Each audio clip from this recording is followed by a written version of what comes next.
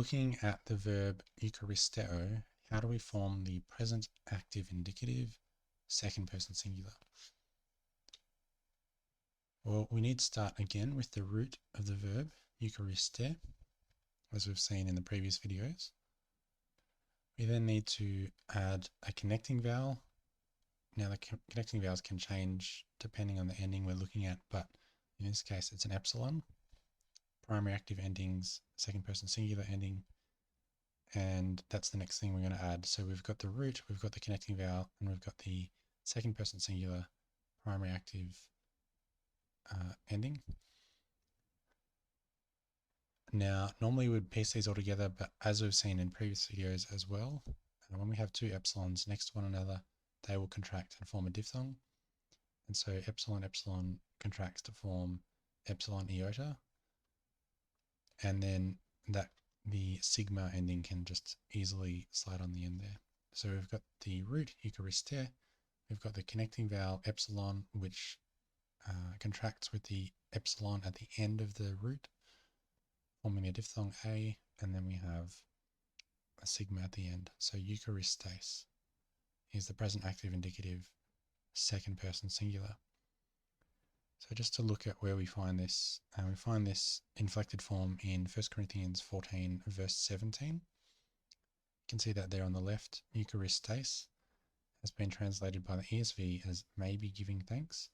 Now, you'll recall eucharistes was the second person singular, and you can see the second person singular, the word you, is not highlighted, for you may be giving thanks. The reason that's not been highlighted as being translated from the verb is because the second person singular pronoun, su, is also present in the Greek sentence. So we can actually see that at the start of verse 17. Su is the second person singular pronoun for you. And so eucharistes is only referring to may be giving thanks. Essentially we have a repetition of second person pronoun. But also we have a repetition of this word. This is why I've included verse 18.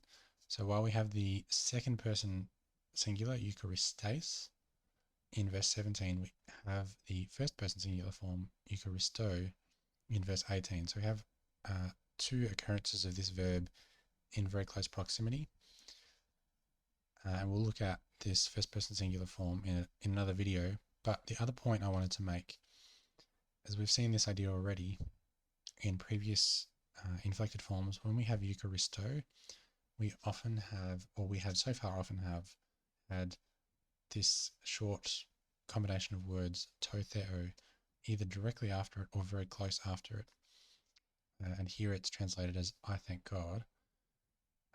But we have this similar construction going on, eucharisteω, to theo, both dative, and to being the article and theo being God.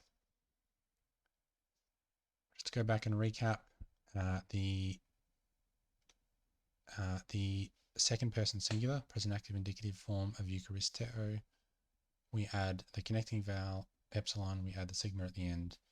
The two epsilons contract and form a, and then we just add the sigma on the end, and we end up with eucharistes.